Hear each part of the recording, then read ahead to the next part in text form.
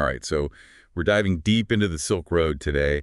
And, I got to say, this source we've got, it's a wild ride. It really is. And a lot of people, they hear Silk Road and they think, oh, online drug marketplace, that's it. But this, Oh, it goes way deeper than that. way deeper. This is about like ideals, Yes. freedom, anonymity, the limits of government control, all that wrapped up in this like almost unbelievable true crime story. Exactly. And the source focuses on the man at the center of it all, Ross Ulbricht, or as he was known in the shadowy corners of the internet, Dread Pirate Roberts.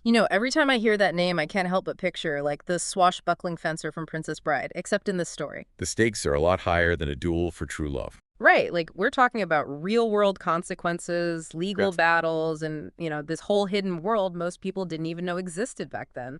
And to really understand how this all happened, how this seemingly ordinary guy builds this massive underground empire, we got to rewind a bit. Yeah, back to like the early 2000s, right? Exactly. Ross Ulbricht, gifted student, scholarships, even gets a master's degree in material science. I mean, not your typical criminal mastermind resume. No, not at all. And that's what makes this so fascinating. This isn't some like tech prodigy who was born to code. He actually taught himself, figuring it out as he went. Driven by these big ideas he'd picked up. Right? Yeah, he was really into this economist, Ludwig von Mises, this whole libertarian thing, Yeah. minimal government intervention, free markets, all that. And these ideas, they really got a hold of him, shaped his worldview. Which is kind of wild to think about, right? I mean, here's this guy, super smart, obviously, but reading this stuff about economic theory and seeing it as like a blueprint for A new kind of society, basically. Like he wanted to create this digital utopia where everyone could buy and sell whatever they wanted, free from government interference. which, on the surface, it sounds kind of nice, this whole freedom thing, but But that's just it, isn't it? It's never that simple. and that's where Silk Road comes in. Yeah. 2011, Bitcoin's just starting to gain traction. Perfect timing, really. This hidden marketplace, buried deep in the dark web, pops up offering anonymity, untraceable currency. And freedom, or at least that was the promise, right? The idea that you could get anything you wanted, no questions asked. And it started small, right? Like the source mentioned homemade psychedelic mushrooms being some of the first things sold on there. Yeah. Almost quaint when you think about how it all turned out. Right, and what really stood out to me was this bit about, like, Ross basically running the entire site himself in those early days. Imagine that, this massive operation destined to become this, like, notorious black market, and it's just this one dude in his apartment coding, shipping, doing it all. Just goes to show you, though, even with the best intentions, things can go sideways fast. Oh, absolutely. The source talks about how he even had security flaws. And this one time, this well-intentioned hacker, they stumble across Silk Road and basically tell Ross, hey, your site's kind of vulnerable, man. It's like he was so focused on this grand vision, he missed some of the practical realities of running a website, especially one dealing with, illegal stuff. Exactly. And as Silk Road's getting bigger, Ross's personal life, it starts to get intertwined with this secret online persona. He's got a girlfriend, Julia, and well, let's just say she's not thrilled about this whole double life situation. Yeah, and you can't really blame her. Imagine dating someone who's so deep in this world, this constant fear of getting caught, the pressure. It definitely adds a whole other layer of complexity to the story, especially because, this is all about freedom and anonymity, but his own girlfriend's feeling trapped by it all. And it wasn't just the pressure, right? I mean, as Silk Road grew, the stuff being sold on there, it got, well, Darker. yeah, dark. It went way beyond just buying and selling illegal substances.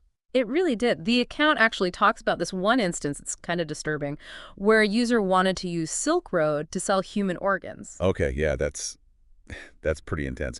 So what happens then? Does Ross just, ignore it? No, he actually wrestles with it, like a lot. You can tell this whole thing, this incident, it really shook him. Made him question the whole foundation of Silk Road. Because, I mean, talk about a moral dilemma, right? Right. On the one hand, he's built this platform for freedom, for anonymity, no rules. But then on the other hand, someone wants to use it to do something that's, well, pretty universally considered to be wrong. Exactly. And you can see how this is kind of the turning point in the story, at least in terms of Ross's thinking.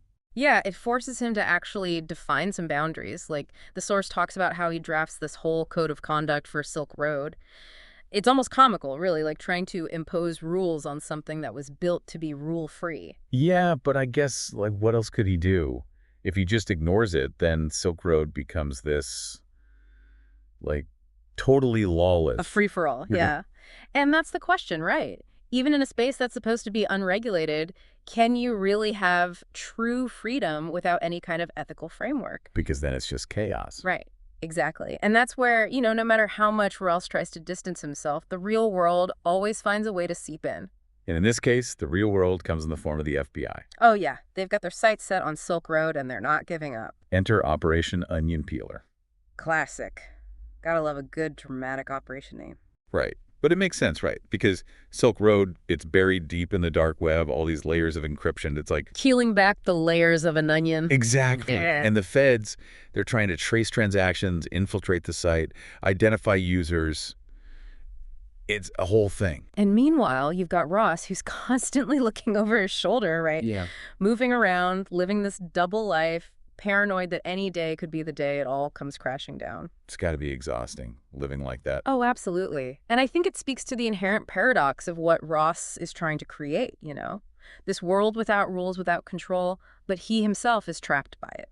It's like, be careful what you wish for, because you might just get it, and then some. Right. And just when you think the story couldn't get any wilder, well, let's just say the way they finally catch Ross, it's not what you'd expect. When you think about it, you'd picture like this whole team of hackers, right? Yeah. Working around the clock to bring down Silk Road. Oh, absolutely. Some kind of high-stakes cyber showdown straight out of a movie. But it wasn't like that at all. Nope. Turns out all it took was one IRS agent, Gary Alford. Gary Alford, the tax guy. The tax guy. He's the one who brings down the Dread Pirate Roberts. No way. So he's just like poking around online, right, doing some digging, And he stumbles across this post, this like really early post from Ross, back when Silk Road was just starting up. Yeah. And Ross had used his real email address. Oh, no. Oh, yeah. One tiny slip up. Yeah. Talk about irony, right? This whole empire of freedom and anonymity brought down by forgetting to cover your tracks on a random internet forum. It's almost hard to believe, right? All that sophisticated tech, all those layers of encryption, and it's a simple Google search that does them in. It really makes you think, doesn't it? Yeah. About the nature of control, about how even in this digital world, we're never truly anonymous. But here's the thing, right? The story doesn't end there. Because as the dust settles on Ross's arrest, these other details start to emerge. Stuff that throws a whole new wrench into things. You're talking about the corruption angle. Exactly. 2 federal agents involved in the Silk Road case, they end up getting busted themselves. Oh, yeah, that was big news. Turns out these guys, they were allegedly skimming Bitcoin from Silk Road, using their positions to enrich themselves. Talk about a betrayal. It's insane. Like, the people tasked with upholding the law were down there in the muck with everyone else. Yeah. Makes you wonder, About the nature of power, about who's really in control. Exactly. And of course, this whole thing, this corruption scandal, it throws the whole case into question. Mm-hmm. I mean, how much of it was legit? How much of it was these agents manipulating things for their own benefit? And that's where the whole Free Ross movement comes in, right? These Yeah. folks who believe that Ross was set up, that the government was out to get him, that he was railroaded by a corrupt system. And you got to admit, the whole multiple DPR thing, the idea that maybe there was more than one Dread Pirate Roberts. It's intriguing, isn't it? Like, was Ross really the mastermind behind it all, or was he just a pawn in a much bigger game? It's hard to say for sure. And the source, to its credit, doesn't really try to give a definitive answer. It lays out the arguments, the evidence, the inconsistencies, and it kind of leaves it up to you, the listener, to decide.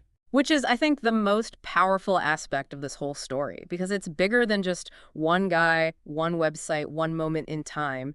It's about these fundamental questions of freedom, control, and the role of technology in our lives. Questions that are even more relevant today than they were back then, right? When you think about it, Bitcoin, the dark web, online anonymity, it's all still there. If anything, it's grown even bigger, even more complex. Right, and this deep dive into the Silk Road, it's like this cautionary tale, a reminder that for all the good that can come from technology, there's always a dark side. It's about the choices we make, the lines we're willing to cross, and the consequences that follow.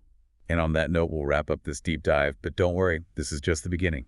If you're hungry for more, we've got a ton of resources linked in the show notes. Yeah. Articles, documentaries, books. All sorts of ways to keep exploring these ideas, these questions that we've just scratched the surface of. So keep those brains buzzing, dive deeper into the rabbit hole if you're feeling adventurous, and we'll see you next time for another deep dive.